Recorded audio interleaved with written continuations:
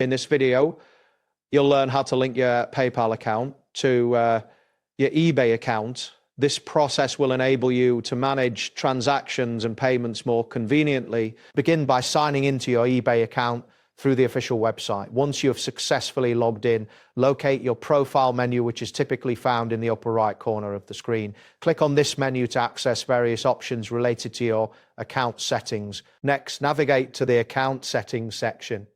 Look for an option labeled Account Settings or similar. Within this section, find the Payments or Financial Settings area where all payment methods are managed.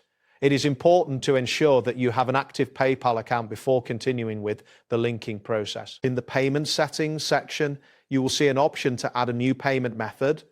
Click on this option, and from the list of available payment methods, choose PayPal.